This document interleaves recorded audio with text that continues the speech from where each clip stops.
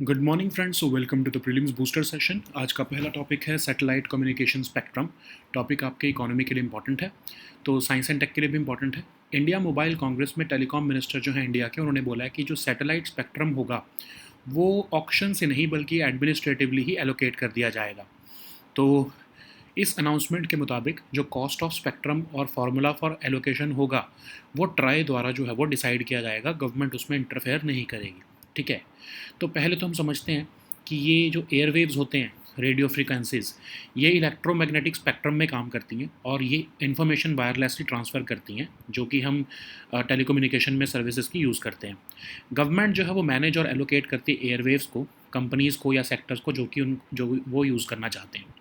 Government auction करती है fixed amount of spectrum with in specified bands, ताकि जो ऑपरेटर्स हैं वो उसका यूज़ कर सकें, कस्टमर्स को, कंज्यूमर्स को प्रोवाइड कर सकें। तो जो सैटेलाइट का स्पेक्ट्रम है वो रेंज ऑफ रेडियो फ्रीक्वेंसीज होता है, लेकिन इसको क्या होता, इसमें फ़र्क क्या है कि ये सैटेलाइट्स के थ्रू इसकी कम्युनिकेशन चलता है ग्राउंड स्टेशंस के साथ। ठीक है, आप समझो जो आप मोबाइल फ़ोन से कॉलिंग करते हो उसमें सैटेलाइट का रोल नहीं होता। उसमें क्या होता है कि आपके मोबाइल फ़ोन से जो है आपके पास वाले टावर पर जो है वो रेडियो फ्रीक्वेंसीज कांटेक्ट करती हैं और जहाँ पर आपने कॉल की है वहाँ तक ऐसे एक एक करके जो है वो कॉल जाती है और फिर कॉल कनेक्ट होती है। इसमें सैटेलाइट का रोल नहीं आता है। सैटेलाइट स्पेक्ट्रम क्या होता है, जिसमें आप सैटेलाइट, जैसे सैटेलाइट फ़ोन्स होते हैं या फिर जो स्टारलिंक जो इलॉन मस्क की है, वो सैटेलाइट के थ्रू जो है कनेक्शन करेगी। मतलब आपने समझ लो अगर कॉल किया तो आपकी जो है वो सैटेलाइट पर जाएगी कॉल, और सैटेलाइट से जो है वो उस दूसरे डिवाइस पर जो है वो कॉल जाएगी, या फिर इंटरनेट, अगर आप इंटरनेट के कंटेक्स्ट में देखो तो टेरेस्ट्रियल स्पेक्ट्रम और सैटेलाइट स्पेक्ट्रम में ये डिफरेंस होता है। तो जो टेरेस्ट्रियल स्पेक्ट्रम है उसको तो इंडिया जो है ऑक्शन करता है, जो आपके जो एयरटेल, जियो या जो भी कंपनीज़ हैं वो टेरेस्ट्रियल स्पेक्ट्रम का यूज़ करते हैं।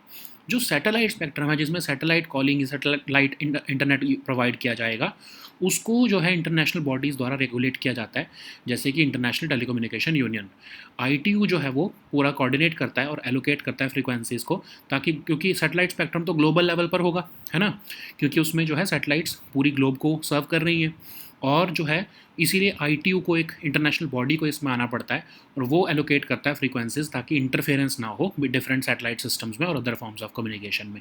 तो सैटेलाइट के कई तरह के फ्रीक्वेंसी बैंड्स होते हैं, L band, S band, C band, X band, K U band, अलग अलग तरह के इसका यूज़ होते हैं, वो आप यहाँ पर पढ़ सकते हो। ठीक है, तो प्रॉब्लम क्या हो रही है कि जो जियो है, जो रिलायंस है, वो कह रहा है कि आप हमारे जो टेरेस्ट्रियल स्पेक्ट्रम आप एलोकेट करते हो उसमें तो आप ऑक्शन करते हो, कॉम्पिटिटिव बिडिंग करते हो, स्पेक्ट्रम लाइसेंसेस जो है वो हाईएस्ट बिडर को बेचे जाते हैं, जिससे कि ट्रांसपेरेंसी भी आती है।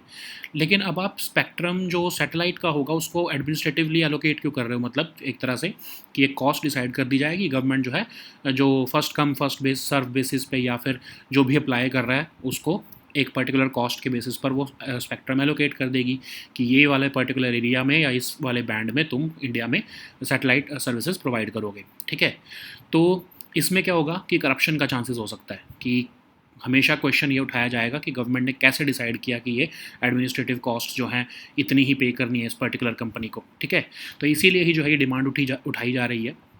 तो डिफरेंसेस क्या होते हैं ऑक्शन और एडमिनिस्ट्रेटिव एलोकेशन में? ऑक्शन में तो क्या होता है कि आप कंपनीज़ को कह रहे हो कि आप हमारे पास आओ, अपना अपना हाईएस्ट बिड बताओ कि कौन हमें कितना पैसा देने को तैयार है इस पर्टिकुलर बैंड ऑफ स्पेक्ट्रम के लिए, जो सबसे ज़्यादा हमें पैसा देगा हम उसको दे देंगे वो स्पेक्ट्रम। लेकिन सैटेलाइट स्पेक्ट्रम जो है, क्योंकि वो शेयर्ड स्पेक्ट्रम होता है, ग्लोबल लेवल पर उसको शेयर किया जाता है, तो उसमें दिक्कत ये आ जाती है कि उसमें इंटरनेशनल बॉडीज़ जो है वो शामिल होती हैं, जैसे आईटीयू।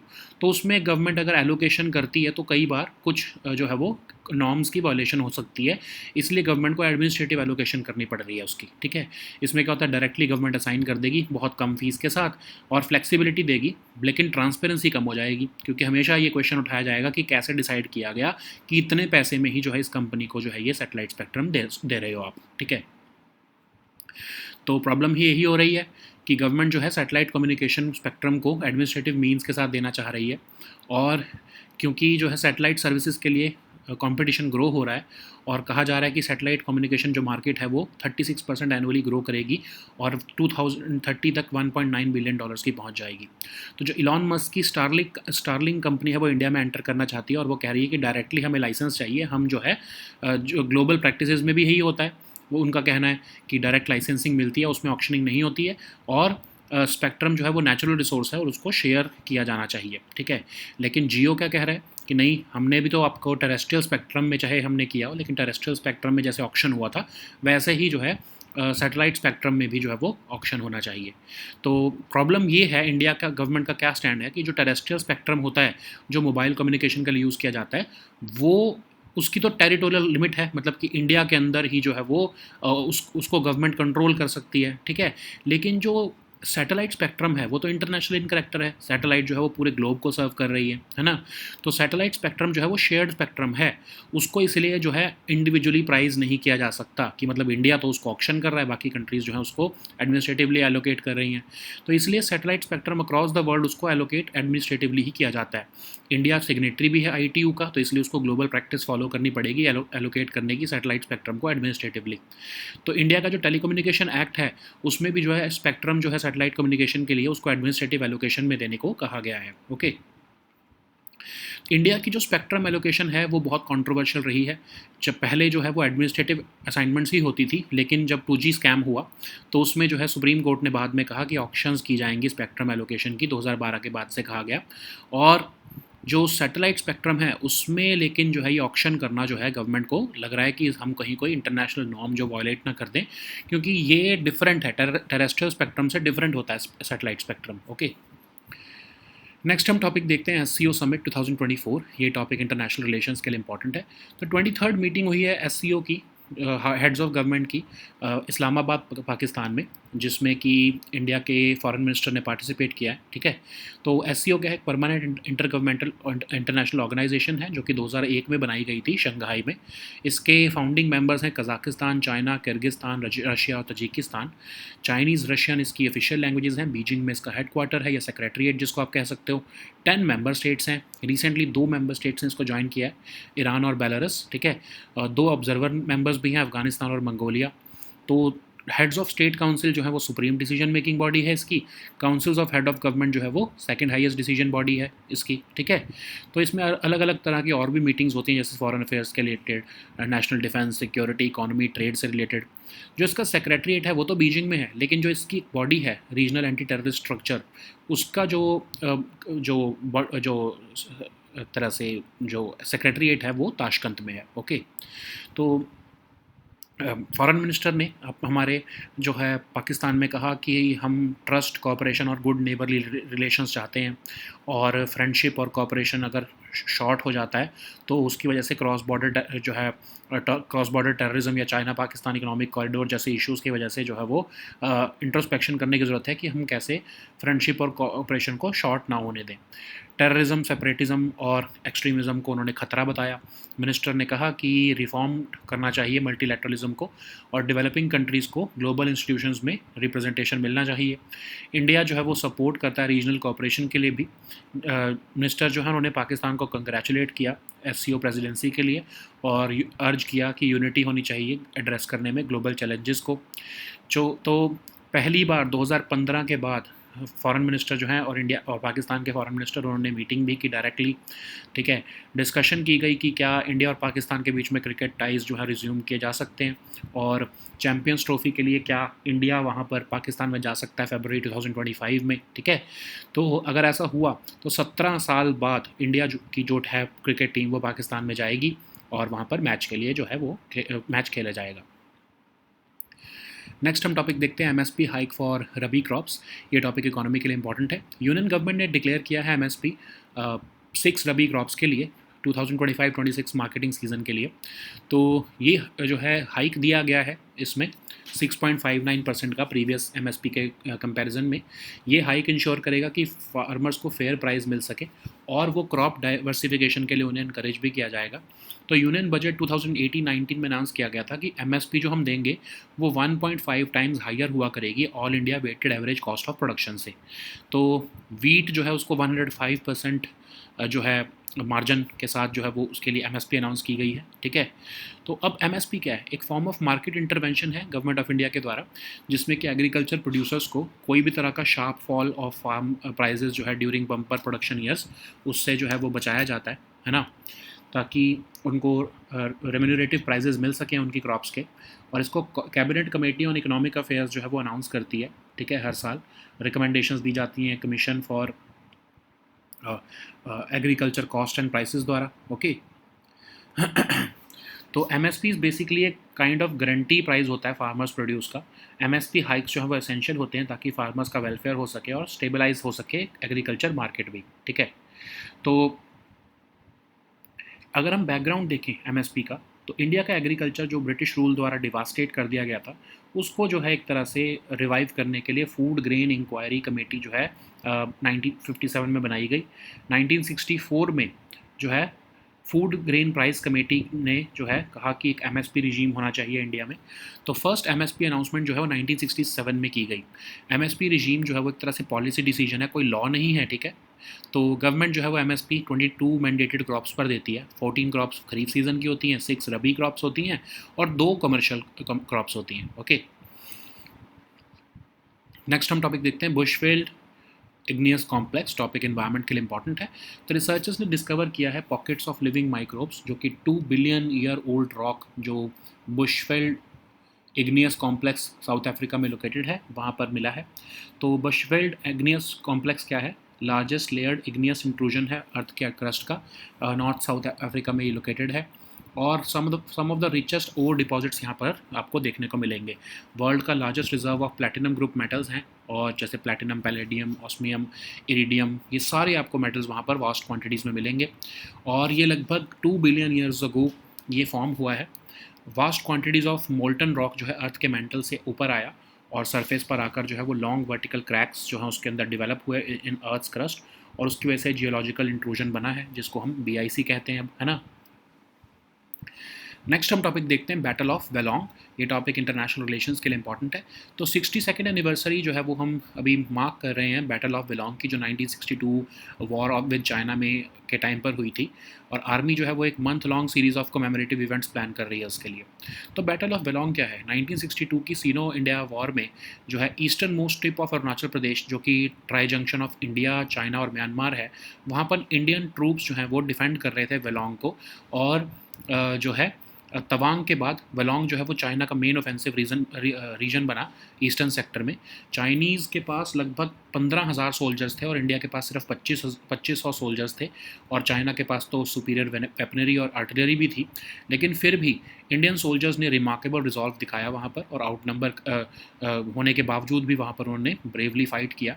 तो उन्होंने जो है चाइनीज़ एडवांस को लगभग 3 हफ्तों तक वहाँ पर रोके रखा, ठीक है। तो ये बैटल में जो है सिग्निफिकेंट लॉसेस हुए इंडिया को। लगभग 830 सोल्जर्स या तो जो है शहीद हुए, वुंडेड हुए या फिर कैप्चर हुए। और ये अकेला ऐसा इंडियन काउंटर अटैक था जो 1962 वॉर में जो है वो हिस्ट्री में प्रिजर्व है। ओके, नेक्स्ट हम टॉपिक देखते हैं third party litigation funding. Topic social issues और गवर्नेंस दोनों के लिए इंपॉर्टेंट है। तो एक आइडिया आया है कि थर्ड पार्टी लिटिगेशन फंडिंग जो है वो गेम चेंजर हो सकता है। कोर्ट रूम जो है वो उन लोगों के लिए भी ओपन हो सकता है जो कि उसको अफोर्ड नहीं कर सकते। तो थर्ड पार्टी लिटिगेशन फंडिंग क्या होता है? जैसे आपको नाम से ही समझ आ रहा है, ये काइंड ऑफ लिटिगेशन फाइनेंस है, ठीक है। तो इसमें थर्ड पार्टी जिसका कोई केस से लेना देना नहीं है, वो लीगल डिस्प्यूट में फंडिंग देता है उस पार्टी को जिसको उसको लग रहा है कि ये केस जीत सकता है और जिसने लीगल क्लेम किया हुआ है, ठीक है। समझ लो कि कोई पर्टिकुलर मैंने किसी कंपनी पर क्लेम किया और डैमेजेस मांगे हैं, समझ लो 1 करोड़ रुपीज़ के, और लेकिन मैं वकील को अफोर्ड नहीं कर सकता हूँ उस कंपनी के ऊपर केस करने के लिए। तो ये जो थर्ड पार्टी लिटिगेशन फंडिंग के लिए कोई भी एक लिटिगेशन फाइनेंस देने वाली कंपनी होगी या कोई पर्सन होगा, वो आकर मुझे ये कहता है कि मैं तुम्हारी जो है फंडिंग करूँगा, तुम्हारे को वकील की जो भी कॉस्ट है मैं तुम्हारे को वो फंडिंग दूंगा उसकी, तुम जो है ये केस करो, और जो तुमको उधर से 1 करोड़ का डैमेजेस आना है उसमें से मैं पर्टिकुलर शेयर 10%, 5%, जो भी शेयर वो मतलब डिसाइड होता है उतना वो शेयर मैं रखूँगा, ठीक है।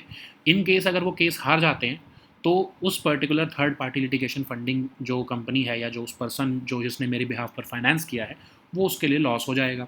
अगर तो मिल जाता है वो प्रोसीड्स मुझे केस में और सक्सेसफुली, तो उसमें से जो पर्टिकुलर शेयर है वो मुझे उस कंपनी के साथ शेयर करना पड़ेगा या उस पर्सन के साथ शेयर करना पड़ेगा जिसने मुझे ये फाइनेंस दिया है। तो इससे क्या होगा कि जो मेरी कॉस्ट ऑफ लीगल प्रोसीडिंग्स जो कि बढ़ती जा रही हैं आजकल, वो तो ऑलमोस्ट ज़ीरो हो सकती हैं, ठीक है, या फिर कम हो सकती है अगर वो पार्ट ऑफ फाइनेंस देने को तैयार हैं तो, ठीक है, उससे लिए मेरे लिए अफोर्डेबल हो जाएगा। लीगल जो है जो कॉस्ट हैं वो जब कम हो जाएंगी तो लोग ज़्यादा से ज़्यादा जो है वो कोर्ट के दरवाज़ा खटका पाएंगे और अपने को जस्टिस ले पाएंगे। तो सबसे ज़्यादा ये commercial contracts, international commercial arbitration, class action suits या फिर मेडिकल माल प्रैक्टिस जैसे जो टॉर्चर्स क्लेम्स होते हैं उसमें इसका यूज़ किया जा सकेगा। इसको अभी तक इंडिया में प्रोहिबिट तो नहीं किया है, इनफैक्ट सेवरल जजमेंट्स कह रही हैं कि इसकी बेनिफिट्स बहुत ज़्यादा हैं और इसको रेगुलेट कर लेते हैं ताकि जो है आम जनता तक जो है इसके बेनिफिट्स भी पहुंच सके। नेक्स्ट हम टॉपिक देखते हैं केजन। ये टॉपिक सोशल इश्यूज़ इकोनॉमी दोनों के लिए इंपॉर्टेंट है। तो सैमसंग की जो भी स्ट्राइक चल रही थी उसकी वजह से जो है एक पर्टिकुलर मैनेजमेंट फ़िलासफ़ी सामने आई है जिसको हम केजन कहते हैं। ये जापानीज़ प्रोडक्शन मेथड है और वहाँ से ये फ़िलासफ़ी आई है। इसका मतलब होता है जापानीज़ में कि गुड चेंज या फिर इम्प्रूवमेंट। तो जापानीज़ बिजनेस फ़िलासफ़ी है जो कहती है कि कॉन्टिन्यूस इम्प्रूवमेंट, जिसमें कि सभी एम्प्लॉयज़ को इन्वॉल्व करो आप एक हर लेवल ऑफ अ कंपनी पे, ताकि जो है वो धीरे धीरे इम्प्रूवमेंट जो है वो हम करते रहें अपनी कंपनी में। तो वर्क एनवायरनमेंट को मोर एफिशिएंट बनाने का ये एक तरह से फ़िलासफ़ी है ताकि टीम एटमॉस्फेयर जो है क्रिएट हो सके। तो इसमें प्रोसेसेस और प्रोसीजर जो है इम्प्रूव किए जाएंगे एम्प्लॉय की एंगेजमेंट करके और जॉब्स को मोर फुलफिलिंग, लेस टायरिंग बना के, सेफ बना के। Small changes over a period of time जब आते रहेंगे तो कॉन्टिन्यूस इंप्रूवमेंट होती रहेगी कंपनी में, ठीक है। तो स्मॉल चेंजेस जो है वो ह्यूज इम्पैक्ट लेकर आ सकते हैं फ्यूचर में। इम्प्रूवमेंट जो है वो इनिशिएट किए जा सकते हैं किसी भी एम्प्लॉय द्वारा एट एनी टाइम। और ये एक तरह से फिलॉसफी क्या दिखाती है कि हर एम्प्लॉय जो है वो कंपनी के सक्सेस में उसका इक्वल स्टेक है। ओके, नेक्स्ट हम टॉपिक देखते हैं समर्थ स्कीम। ये टॉपिक इकोनॉमी के लिए इंपॉर्टेंट है। सेंट्रल गवर्नमेंट ने एक्सटेंड कर दिया है समर्थ स्कीम को 2 साल के लिए और 495 करोड़ का बजट जो है उसमें 3 लाख लोगों को और ट्रेनिंग देने के लिए जो है वो टेक्सटाइल रिलेटेड स्किल्स देने के लिए बढ़ा दिया गया है। तो समर्थ स्कीम क्या है? Scheme for capacity building in textile sector. ये एक डिमांड ड्रिवन और placement oriented umbrella skilling programme है, इंसेंटिवाइज करने के लिए, सप्लीमेंट करने के लिए efforts of industry in creating jobs. तो ये एंट्री लेवल स्किलिंग के अलावा एक स्पेशल प्रोविज़न देता है अपस्किलिंग या रीस्किलिंग करने के लिए, और ये ऑपरेशनलाइज है अंडर द स्कीम जिसके थ्रू हम प्रोडक्टिविटी ऑफ एग्जिस्टिंग वर्कर्स और जो है वो हम बढ़ा सकते हैं अपैरल और गारमेंट सेगमेंट्स में। तो नोडल मिनिस्ट्री कौन है इसकी? मिनिस्ट्री ऑफ टेक्सटाइल्स, ठीक है।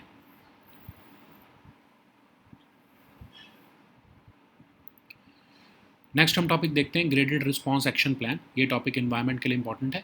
तो सेंटर का जो एयर पोल्यूशन कंट्रोल पैनल है दिल्ली एनसीआर का, उन्होंने रिसेंटली डायरेक्ट किया है स्टेट गवर्नमेंट्स को कि आप इम्प्लीमेंट कर दो first stage of graded response action plan, जो कि कॉम्बैट करने के लिए एयर पोल्यूशन को दिल्ली एनसीआर रीजन में वो एक फ्रेमवर्क है। तो बेसिकली एक एमरजेंसी रिस्पांस मैकेनिज्म होता है ये। इसकी इम्प्लीमेंटेशन जो है ट्रिगर तब की जाती है जब एयर क्वालिटी इंडेक्स जो है वो पुअर लेवल पर पहुंच जाता है। खासकर विंटर मंथ्स में ये देखने को मिलता है जब एयर क्वालिटी बहुत गिर जाती है, तो ठीक है। तो जो commission for air quality management है वो ओवरसी करता है implementation of graded response action plan, और ये मिनिस्ट्री ऑफ एनवायरनमेंट के साथ कोलैबोरेट करके इसे अनाउंस करता है।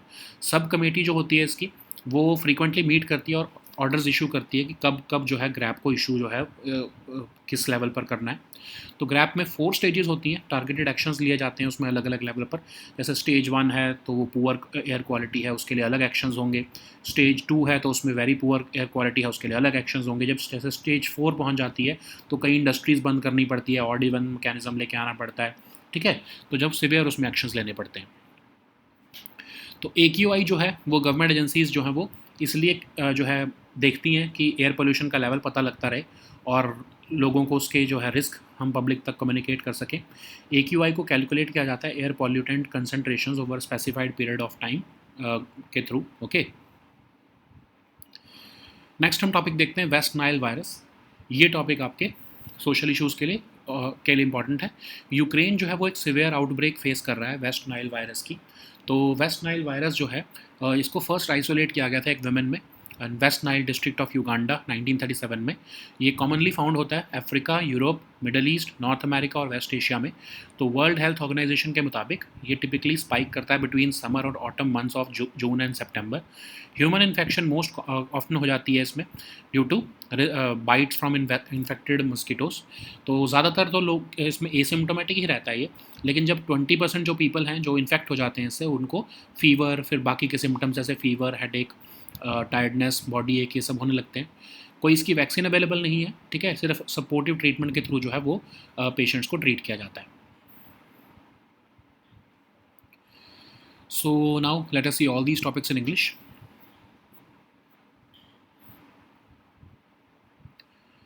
So the first topic is satellite communication spectrum. This topic is important for your economy section.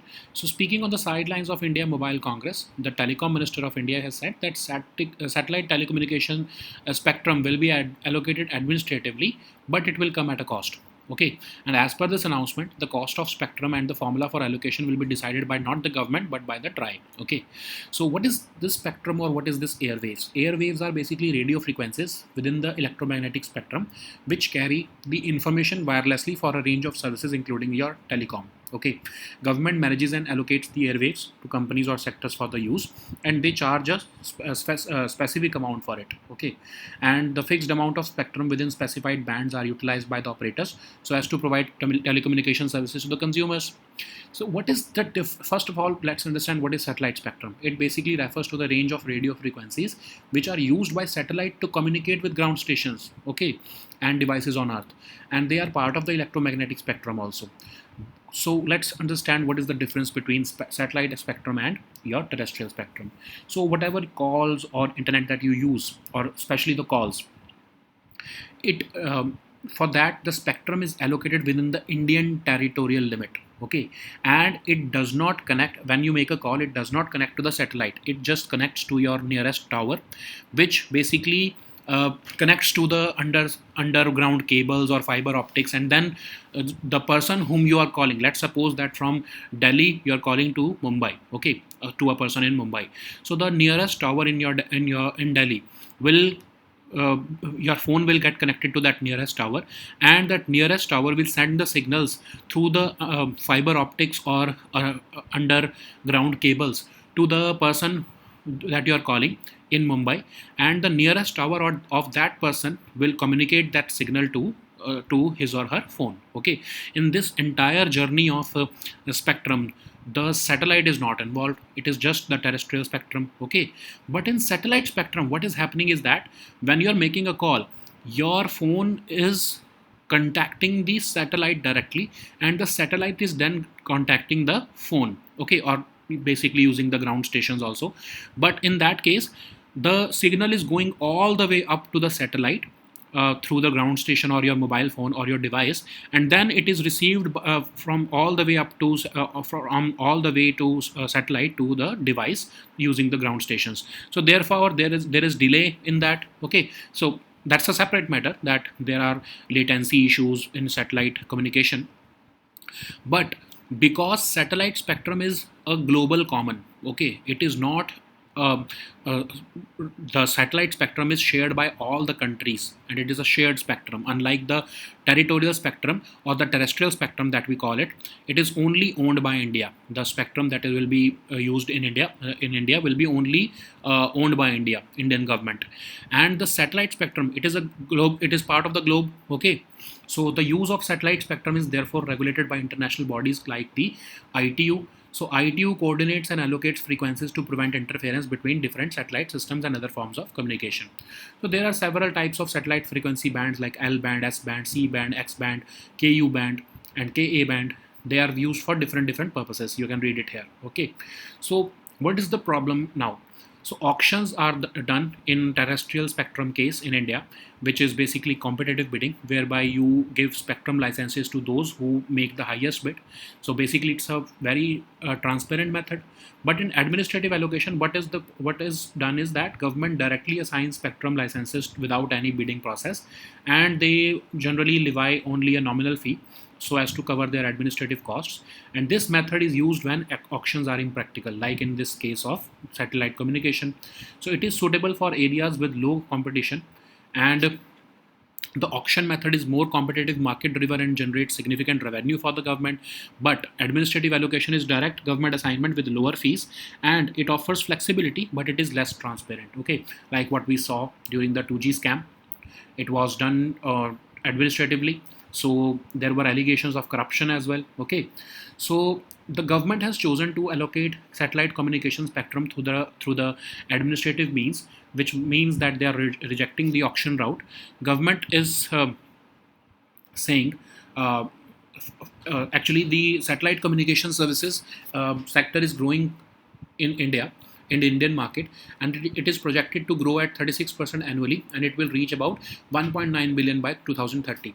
So what is happening is that Starlink, that is the company owned by Elon Musk, aims to enter India, and they are advocating that we want direct licensing. We do not want to go for any auction, because they are saying that we have gone in any country in the world, we have gone through the direct licensing route, and this is basically a global practice. You cannot just auction the spectrum in your country, because satellite spectrum is a shared spectrum. It is not owned by you only, or it is not, it that therefore it cannot be priced individually. But what is Reliance Jio saying? They are saying that we have participated in terrestrial auctions and we have paid huge amounts to the government, and they are saying that even this satellite spectrum should be allocated on the basis of auctions. Okay, so the Indian government is saying that we are part of the International Telecommunication Union, and this is a global practice of allocating satellite spectrum administratively. So even our Telecommunication Act also adds that spectrum for satellite communication in the list of administrative allocation. And unlike terrestrial spectrum, which is used for mobile communications, satellite spectrum has no national territorial limits and it is international in character. So we cannot go for auctions in this case. Okay, so but there have been controversies in the past, like we were discussing earlier, that there was a 2G spectrum case after which the Supreme Court mandated that auctions should be the route for spectrum allocation. Since 2012 we have been auctioning it, but the Telecommunication Act has introduced a non-auction route for allocating satellite spectrum, marking a shift in the regulatory approach to in the Indian market. Okay, so the next topic is SCO Summit 2024. This topic is important for your international relations. So 23rd meeting of SCO Councils of Heads of Government was held in Islamabad, and SCO is a permanent intergovernmental organization created in 2001 in Shanghai, and its founding members include Kazakhstan, China, Kyrgyzstan, Russia, and Tajikistan. Official working languages are Chinese, Russian, and its headquarters is located in Beijing. Remember that, don't get confused with Shanghai. Okay, so there are 10 member states here. Iran and Belarus are the recent entrants, and there are 2 observer members as well, Afghanistan and Mongolia. So Heads of State Council is the supreme decision making body. Council of Heads of Government, that is the Council of Prime Ministers, is the second highest body of this organization. There is also mechanism for meetings on foreign affairs, national defense, SECurity, economy, trade, etc. The secretariat is located in Beijing, and the secretariat for regional anti-terrorist structure, which is part of this SCO, is located in Tashkent. So Foreign Minister of India has highlighted the importance of trust, cooperation, and good neighborly relations, and he has said that there is a need for introspection where friendship and cooperation have fallen short, especially pointing out the issues related to cross-border terrorism and CPEC. He has said that SCO was established to address terrorism, separatism, and extremism, which are the key challenges until now. He has also advocated for reformed multilateralism and the need for ensuring that developing countries get representation in global institutions. India has also supported for regional cooperation. He has congratulated Pakistan on the SCO presidency as well. And what is the development in India-Pakistan relations here? So for the first time since 2015, both sides participated in direct talks, and the discussions also explored the possibility of resuming cricketing ties between India and Pakistan. And there's a possibility that Indian cricket team might travel to Pakistan in February 2025 for the Champions Trophy. If that happens, it will be happening after 17 years. So the next topic is MSP hike for Rabi crops. This topic is important for your economy section. So Union government has declared minimum support prices for 6 Rabi crops for the 2025-26 marketing season, and this hike will ensure fair prices to farmers and encourage crop diversification. Union budget had already announced that the government will fix MSP at a level of at least 1.5 times the all India weighted average cost of production, and the anticipated margin of the all India weighted average cost of production varies among crops, with wheat leading at about 105%. Okay, so what is MSP? It is a form of market intervention by the government of India to ensure that agricultural producers get insured against any sharp fall in farm prices during bumper production years. These are announced by the Cabinet Committee on Economic Affairs, and MSPs are basically a guarantee price for farmers' produce. These MSP hikes are essentially not only for farmers' welfare but also for stabilizing agriculture markets. If you want to look at the background of MSP, then during the British rule, Indian agriculture was devastated. So that's why Food Grain Inquiry Committee was made in 1957 as the first attempt to address the agriculture earning issue. In 1964, the Food Grain Price Committee pushed for MSP regime. The first MSP was announced in 1967, and MSP regime came into existence as a policy decision. It is not a part of any law. Okay. So government announces about government announces MSP for about 22 mandated crops. 14 of them are Kharif, 6 are Rabi crops, and 2 are commercial crops. Okay. So the next topic is Bushveld Igneous Complex. This topic is important for your environment section. Researchers have recently discovered pockets of living microbes in a 2 billion year old rock from Bushveld Igneous Complex in South Africa. It is the largest layered igneous intrusion within the Earth's crust. It is located in northern South Africa. It is renowned for containing some of the richest ore deposits, and this contains the world's largest reserves for platinum group metals. And it is formed around the same time, about 2 billion years ago. When the Earth was divided into eastern and western lobe with a further northern extension. So vast quantities of molten rock from Earth's mantle were brought to the surface through vertical cracks into the Earth's crust, creating this geological intrusion which we call BIC. So the next topic is Battle of Velong. This topic is important for your international relations. To mark the 62nd anniversary of the Battle of Velong during the 1962 war with China, Army is planning to conduct a month-long series of commemorative events. So during the 1962 war with China, this Battle of Velong occurred at the easternmost tip of Arunachal Pradesh near the tri-junction of India, China and Myanmar. Indian troops were tasked with defending Velong, which was the only advanced landing ground in this region and a vital supply route that connected remote border posts. After Tawan, Velong was China's main offensive in the eastern sector. Chinese had overwhelming numbers on their side, about 15,000 soldiers with them. India had just 2,500, and Chinese were having superior weaponry and artillery as well.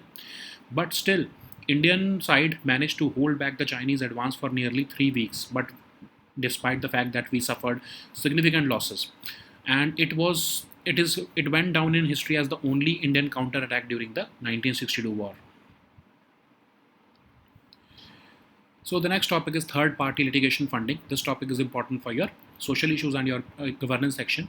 So the idea of third-party litigation funding is quickly emerging as a game changer, and it will open courtroom doors to many of those who feel that they are shut out of it. So what is third-party litigation funding? It is basically a litigation finance scheme in which what happens is that, for example, that I have a claim on a company, a commercial claim of about 1 crore rupees for the damages that I've suffered due to that company. So what would happen is that if I cannot afford the legal costs, what would happen is that a person or a company, a separate third party comes and they say that we will finance your legal costs. You go for making claims upon that company. In case you win this case and you get the claim from that company, we will take a part of that share from you. Okay. For example, out of that 1 crore rupees, they'll say that we'll take about 5% from you. So that 5 lakh rupees will be shared to that third party litigation funder. Okay. And in case I lose that case, I will not have to pay anything. And in that case, the third party litigation funding who is providing me will be suffering that loss. Okay. So this will be very popular in commercial contracts, international commercial arbitration, etc. Of course, it is not expressly prohibited in India. In fact, several judgments have highlighted the benefits of it, and therefore there is a need to regulate it. So the next topic is Kaizen. This topic is important for your social issues. So after a month-long strike at Samsung's manufacturing facility in Tamil Nadu, bringing into spotlight the stressful working conditions, there is a management philosophy called Kaizen, which can the Samsung can draw inspiration from it. So Kaizen is basically translated as good change or improvement. It is a Japanese business philosophy which encourages continuous improvement involving employees at all levels of a company. So it aims to make the work environment more efficient by creating team atmosphere, improving processes and procedures, ensuring employee engagement, and making jobs more fulfilling, less tiring, and safer. The goal of Kaizen is to make small changes over a period of time. Kaizen process recognizes that small changes can add up to huge impacts in the future. Under Kaizen, improvements can be initiated by any employee at any time. And the philosophy of Kaizen is basically that everyone has a stake in the company's success.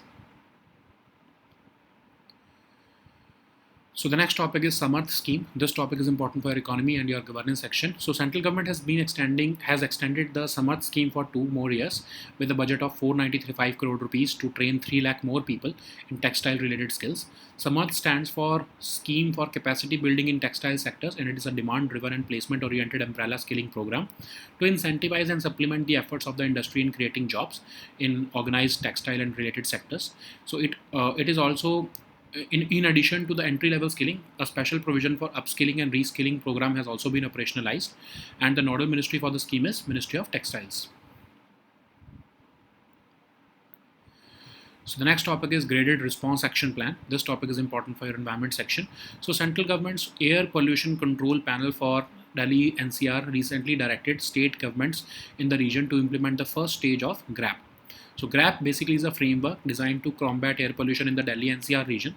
It was introduced as an emergency response mechanism, and its implementation is triggered when the air quality index reaches poor levels. Okay, so this GRAP is particularly important during the winter months when air quality plummets.